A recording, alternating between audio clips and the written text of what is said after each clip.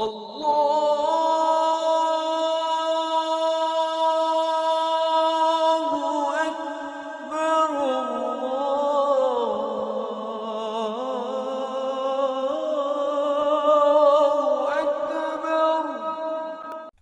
কি কখনো রাতের নিঝুম অন্ধকারে একা শুয়ে ভেবেছেন, আমি কে, কোথা থেকে এলাম, কেন এলাম? আপনার চোখের এই আলো, আপনার বুকের এই ধুকধুকানি, এই যে শ্বাস নিচ্ছেন, এ কি শুধুই রক্তমাংসের খেলা?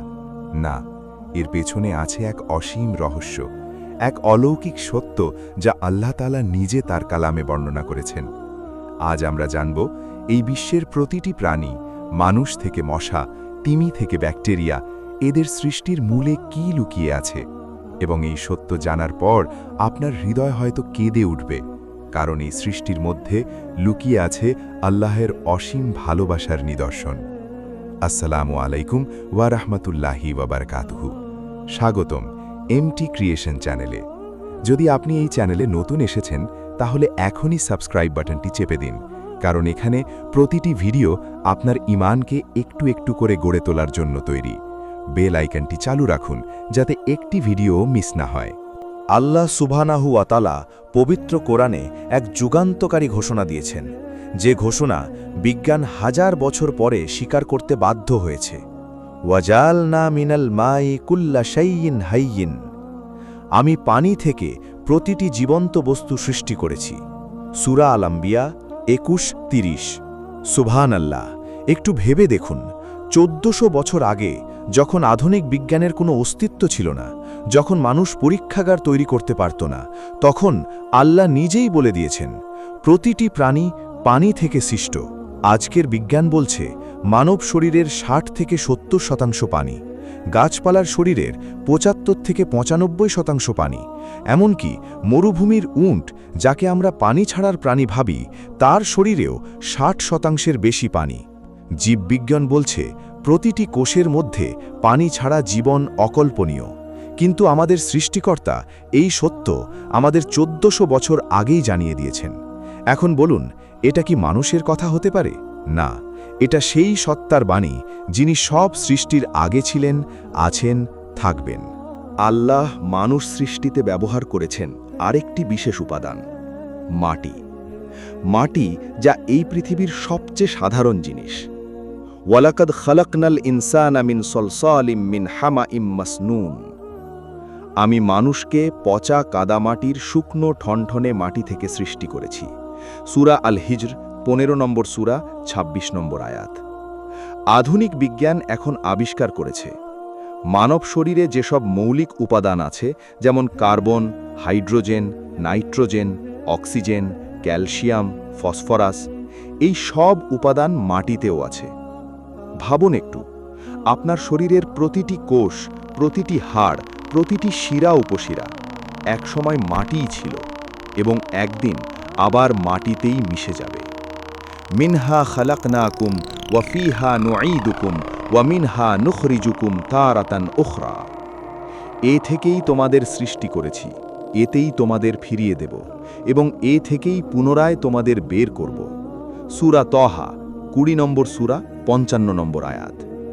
এই আয়াত পড়ে কি আপনার হৃদয়ে কিছু অনুভব হচ্ছে না?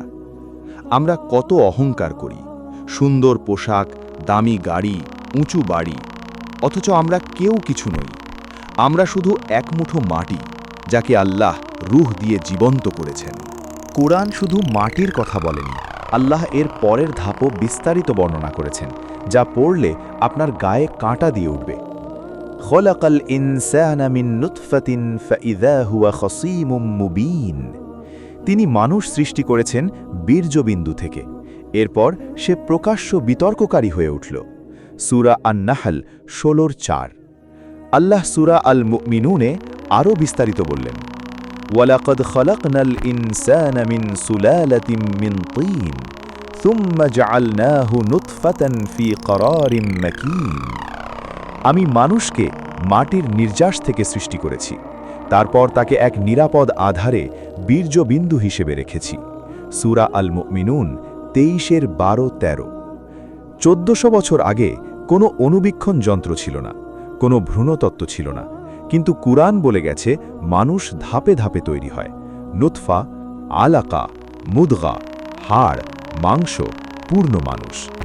আধুনিক ভ্রূণবিজ্ঞানী কিথ মুর বলেছিলেন, কুরআনে মানব ভ্রূণের যে বর্ণনা আছে তা এতটাই নির্ভুল যে এটা অবশ্যই ঐশ্বরিক জ্ঞান থেকে আসা। কেবল মানুষ নয়, আল্লাহ অন্যান্য প্রাণীর সৃষ্টির রহস্য কোরআনে তুলে ধরেছেন। ওয়াল্লাহু খালাকা কুল্লা দাব্বাতিম মিম মা। আল্লাহ প্রতিটি বিচরণকারী প্রাণী পানি থেকে সৃষ্টি করেছেন। সূরা আন-নূর 24:45। এরপর আল্লাহ বলেন, তাদের গঠন বিভিন্ন, কেউ পেটে ভর করে চলে, সাপ, কৃমি, কেউ 2 পায়ে চলে, মানুষ, পাখি, কেউ 4 পায়ে চলে, গরু, ঘোড়া, সিংহ। সুবহানাল্লাহ! একই উপাদান, পানি, কিন্তু কত বৈচিত্র্যময় সৃষ্টি। এটাই আল্লাহর কুদরত। একটা ঈগল যখন আকাশে ওড়ে, একটা নীল তিমি যখন সমুদ্রের গভীরে ডুব দেয়, একটা পিঁপড়া যখন নিজের ওজনের 50 গুণ বোঝা বহন করে, প্রতিটি ক্ষণে আল্লাহ সৃষ্টির মহিমা প্রকাশ পায়। এতক্ষণ আমরা শরীরের কথা বললাম, পানি, মাটি, বীর্য, কিন্তু শুধু এই উপাদানে কি প্রাণ হয়? না, প্রতিটি প্রাণের জীবনের আসল রহস্য হল রূহ। ওয়া নাফাখতু ফীহি মির রূহি। আমি তার মধ্যে আমার রূহ থেকে ফুঁকে দিলাম। সূরা আল হিজার 15:29। এই আয়াত পড়ে কি হৃদয় কেঁপে উঠল না? আল্লাহ বললেন, আমার রূহ থেকে। আপনার বুকের মধ্যে যে প্রাণ আছে তা আল্লাহর এক বিশেষ দান। কিন্তু মানুষ এই রূহ সম্পর্কে জিজ্ঞেস করলে আল্লাহ বললেন, ওয়ায়াসআলুনাকা আনির রূহি কুলির রূহু মিন আমরি রব্বি। তারা তোমাকে রূহ সম্পর্কে জিজ্ঞেস করে, বলে দাও, রূহ আমার রবের আদেশের বিষয়, আর তোমাদেরকে অতি সামান্য জ্ঞানই দেওয়া হয়েছে। সূরা বনী ইসরাইল 17:85। এই আয়াতটা আমার কাছে সবচেয়ে কষ্টের।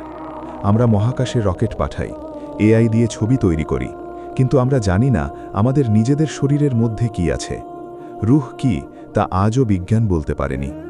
এটাই মানুষের সীমা, এটাই আল্লাহর মহত্ব। রাসূলুল্লাহ সাল্লাল্লাহু আলাইহি ওয়াসাল্লামও এই সৃষ্টির রহস্য আমাদের জানিয়েছেন।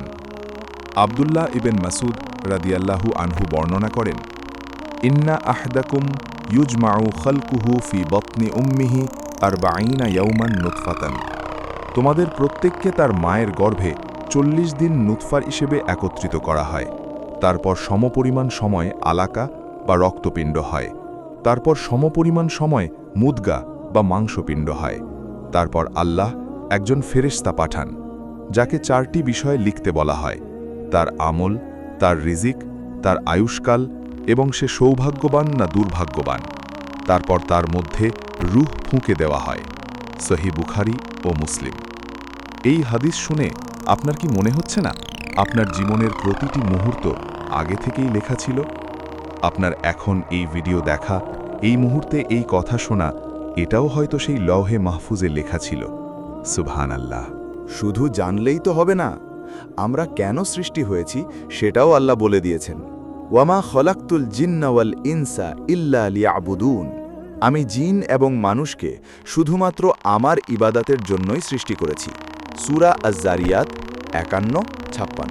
এই আয়াতটা আমাকে সবচেয়ে বেশি কানায়।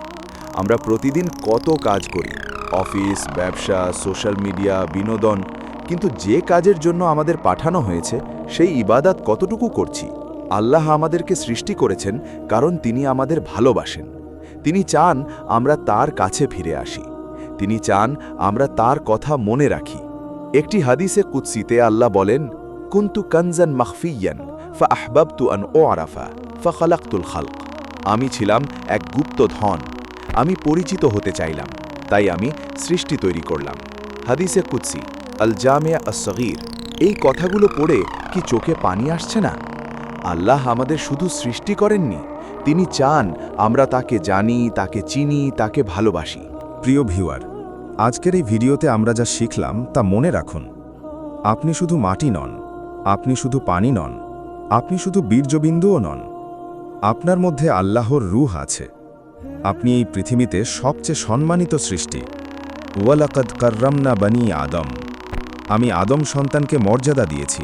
সূরা বনী ইসরাইল 17:70।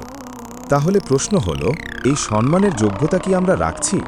যে আল্লাহ এই শূন্য থেকে আমাদের তৈরি করলেন, যে আল্লাহ প্রতিটি শ্বাসে আমাদের বাঁচিয়ে রেখেছেন, যে আল্লাহ আমাদের না চাইতেই রিজিক দেন, সেই আল্লাহকে আমরা ভুলে থাকি। এই মুহূর্তে এই ভিডিও শেষ হওয়ার আগে একবার মনে মনে বলুন, আল্লাহ, আমি তোমার কাছে ক্ষমা চাই, আমাকে তোমার দিকে ফিরে আসার তৌফিক দাও। কারণ আল্লাহ বলেছেন, ইন্নাল্লাহা ইউহিব্বুত তাওয়াবিন, নিশ্চয়ই আল্লাহ তওবাকারীদের ভালোবাসেন। সূরা আল বাকারা 2:222। আল্লাহ আপনাকে ভালোবাসেন, তাই তো তিনি আপনাকে সৃষ্টি করেছেন, তাই তো আপনি এখনও বেঁচে আছেন, তাই তো আজ এই ভিডিও দেখছেন। হয়তো এটাই আপনার জীবন বদলে দেবার সুযোগ। আজকের ভিডিও এখানেই শেষ, কিন্তু এই জ্ঞানের যাত্রা এখানে শেষ নয়।